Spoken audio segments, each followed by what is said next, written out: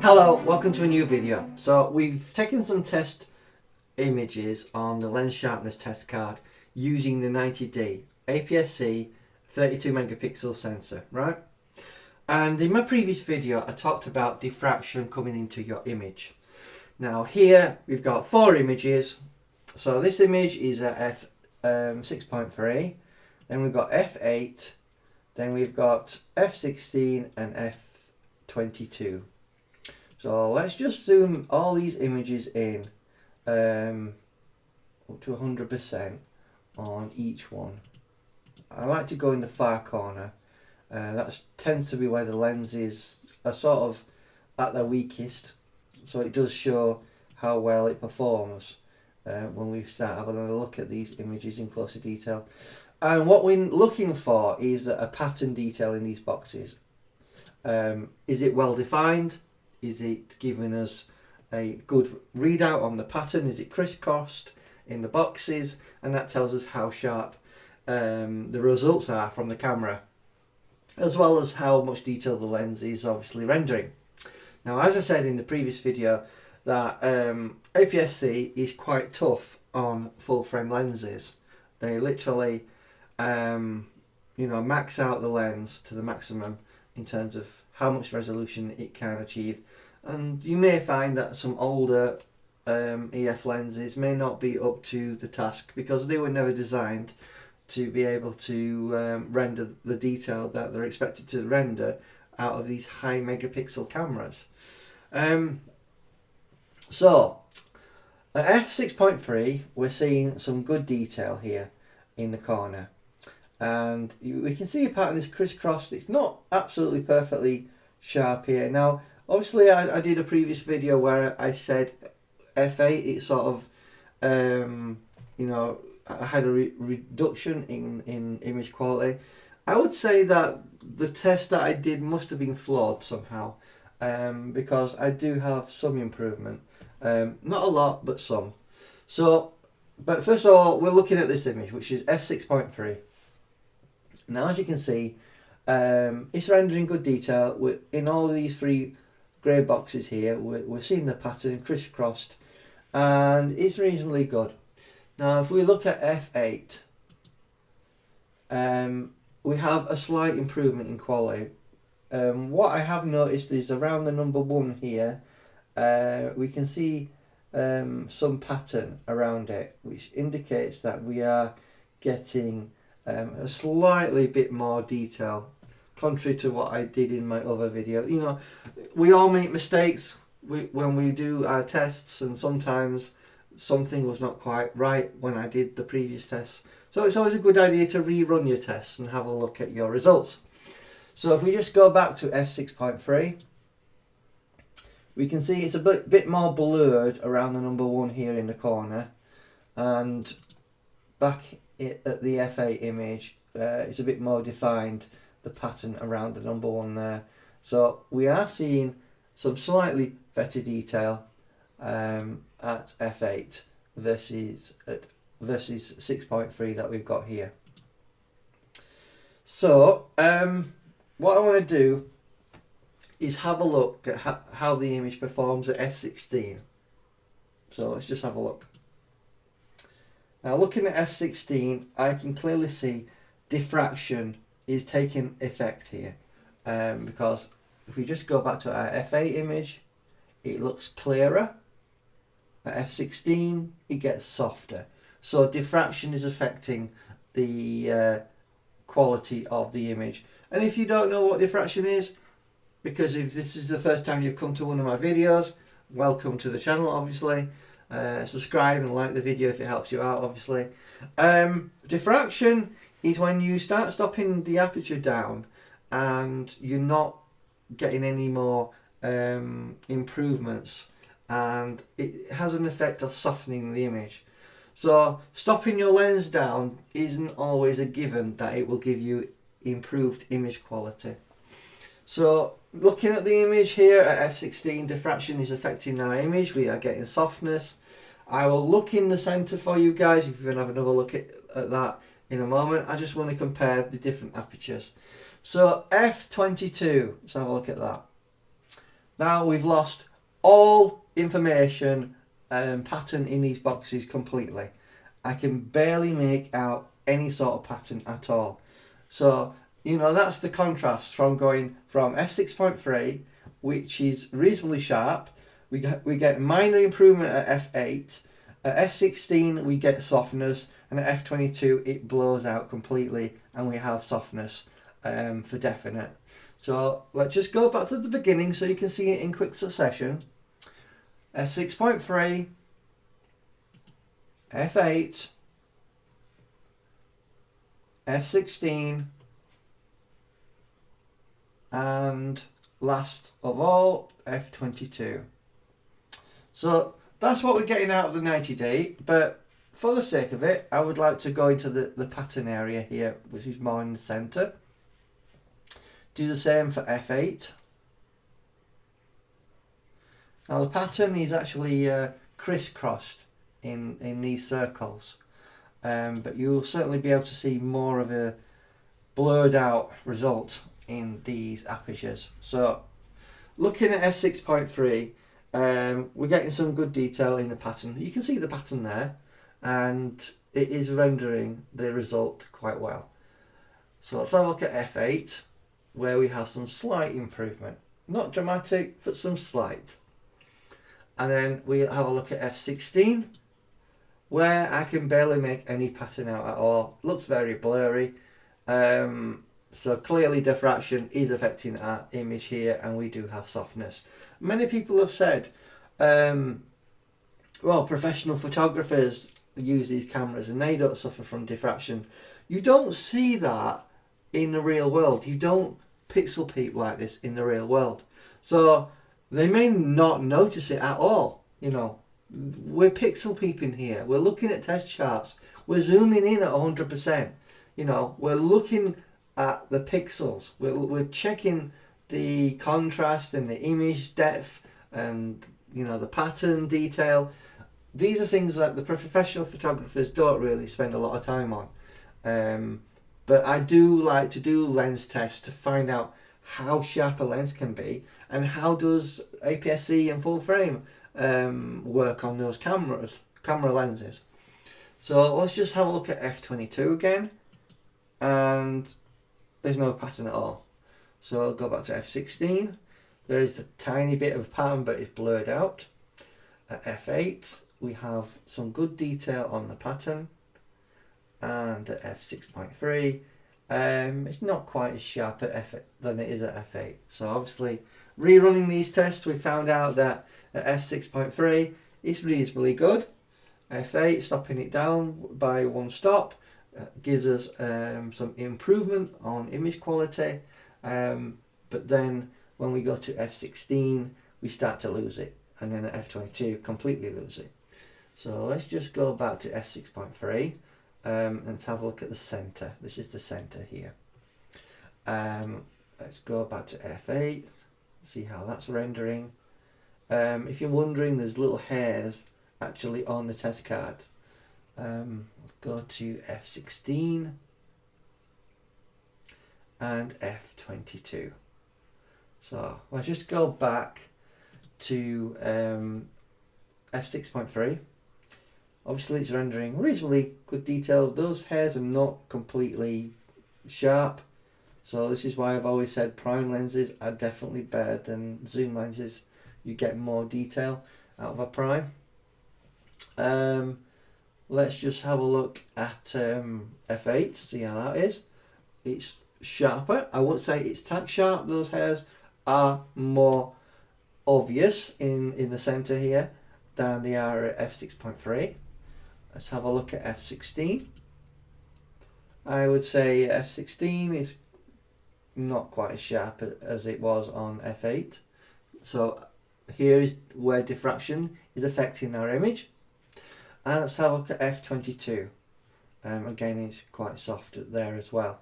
So I just hope this little video cleared it up regarding my previous test when I talk about diffraction does affect APS-C, especially on full frame lenses. I've always said that a EFS lens, or I know Sigma do their own variant, works better on crop sensor cameras than using full frame lenses on APS-C cameras.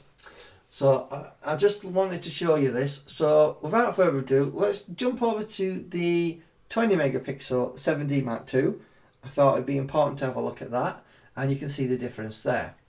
So I've done another test on the 7D Mark II, just so I've got, you know, something else to form a conclusion from. So as I've mentioned, you know, APS-C does seem susceptible to diffraction quite a bit. So we're on the Sigma Contemporary lens again, but I just want to zoom in to the corner again, on the aperture of 6.3. So let's just zoom in there. Let's go right in there to 100%.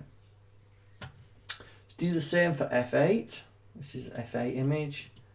Just want to get there so we can show the differences. Now, this is a 20 megapixel camera instead of a 32 that like on the 90D, but it should show us similar results. I don't think it's going to be any different. So the light source is slightly different because I did this at night time, but you know, I put a model light up there, so it should give us a good representation in terms of shutter speed.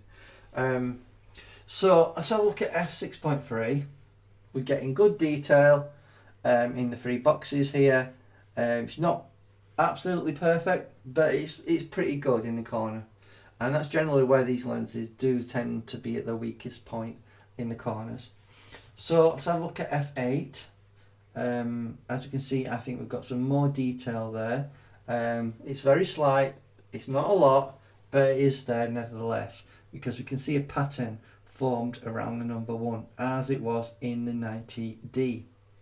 Don't think the resolution on the two different cameras is really playing a part in that. So let's have a look at f16, and as we can see, as I've said in the previous assessment of the 90D, we can see diffraction is affecting the quality. I'm losing the crisscross pattern that it was in the other box f8, and less defined detail around the number 1. So again, diffraction is happening here. So let's just have a look at f22, where literally the pattern has completely been blown out, so you've lost complete detail in these boxes. So let's just go back to f6.3. As you can see there, we're getting some detail, but it's not perfect. So let's just have a look at f8. We have a slight improvement of detail in the corner there, around number 1. And then at f16, the crisscross pattern that we could see, let's just go back to f8 and I'll show you what I mean. Crisscross pattern is there. f16, it's gone. We're just getting a pattern going down, not across. And then let's have a look at f22, where it's blown that pattern completely out and it's not viewable. But just for you guys, let's just zoom out again. Sorry, for some reason it sort of zoomed in.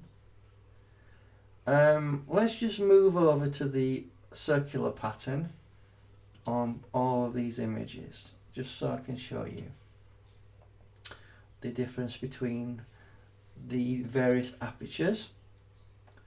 So that's f6.3. You can see the pattern is viewable but not well defined, and it just seems to be less defined. Let's have a look at f8. We are seeing more of the pattern at f8 there. Then we have a look at f16, where it's blurred out more, and then at f22 the pattern is not visible at all in these circles. So I would like to go and have a look in the center this time. So we'll just move into the center on all these images, just so you can see for yourself.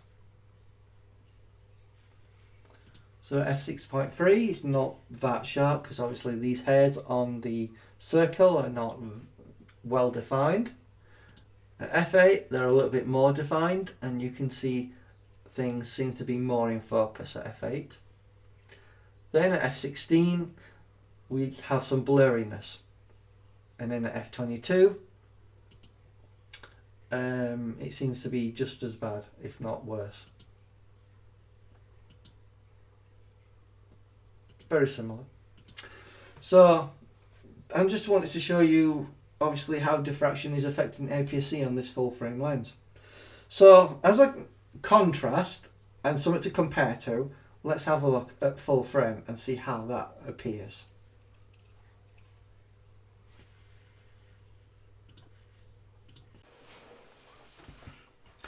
Hello everyone, welcome back. We're on the EOS R full frame mirrorless camera with a 30 megapixel sensor.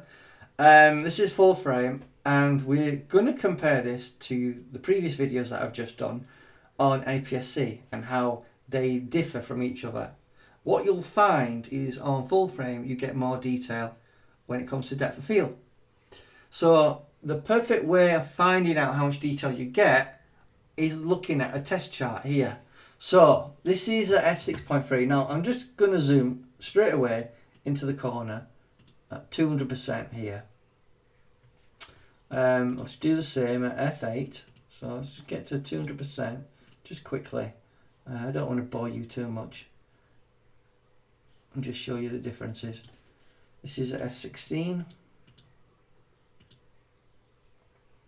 Again 200%.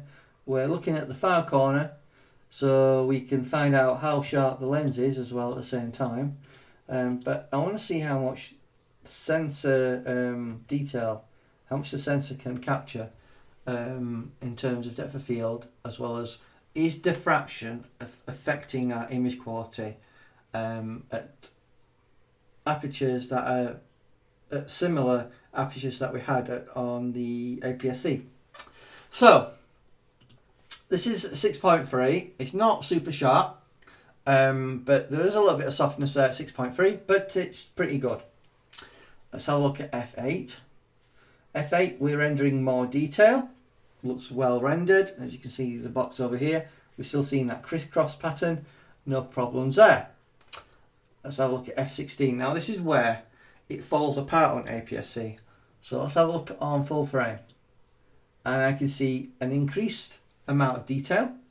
It looks reasonably good, no major problems there. And let's have a look at f22. While I see a little bit of softness there, you can still make out that pattern, because at this point at f22 APS-C was not able to give me any sort of detail of this pattern in the corner at all.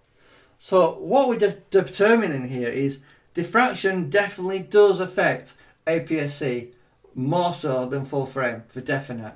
So let's just have a look again for those doubters of you out there. So 6.3 there in the corner on full frame. This is a full frame lens, the Sigma 150-600. Same lens, same distance that we were away. Obviously I've similar lighting conditions to the 90D, and you know, you clearly can see it's a little bit soft there at 6.3 on full frame. Let's have a look at f8. We've got increased detail. Looks nice. You can see lots of detail in that pattern. Let's have a look at f16. We can see a slight increasement of pattern detail. So it's doing well. And then at f22, I think it gets a little bit softer, but we can still see good detail there. And at this point, the APS-C cameras just lost it completely. But nevertheless, let's have a look at more of the test chart so you guys can judge for yourself rather than listen to me ramble on. So let's just move on a bit further towards the center, and we'll be able to see detail in the circular pattern here. So let's have a look at how 6.3 is doing. There's a little bit of softness there, I will admit that. Stop it down to f8 and detail is recovered and looks nice. f16, it's definitely a lot better. You can see the actual grain in the paper there, in the pattern, so, you know, because it's white. So we've got increased detail at f16. And let's see how F22 does. It seems a bit softer than it was at F16, but it still is rendering the detail. And this is where APSC lost it completely. So let's have a look in the center this time. So I mentioned in the previous videos that obviously this is the center. Obviously you can see some hairs on there. So let's just have a look. I think it's just dust particles more so than hairs a bit. Nevertheless, we just want to have a look at detail. So let's have a look at 6.3. Obviously it's a bit softer, but it looks alright for me. No major problems there. F8, some slight detail improvement. You can certainly see that there. Let's have a look at F16. It seems pretty much the same to me. No major improvement, to be honest with you. But it looks okay. You know, there may be some improvement there. You can make your own mind up, but it looks okay. And F22. I think we've lost a bit of detail at F22. We've got a little bit of diffraction coming in, but not much. So, from this example, hopefully I've shown you that APSC does get diffraction coming into the image and affecting your image far quicker than it does on full frame. So obviously we're getting distortion from diffraction, which is affecting our image quality. Now you won't necessarily see this in the field. Only on test charts can you really see this developing. So I hope this video was educational and helpful. Thank you for watching, and you know, subscribe to the channel, like the video if it helped you out and understand the effects of diffraction. But hopefully in this video I've proved to you that APS-C cameras are more susceptible to diffraction than full frame cameras are. Thank you for watching, have a nice day, and I'd like to see you in the next video. Thank you.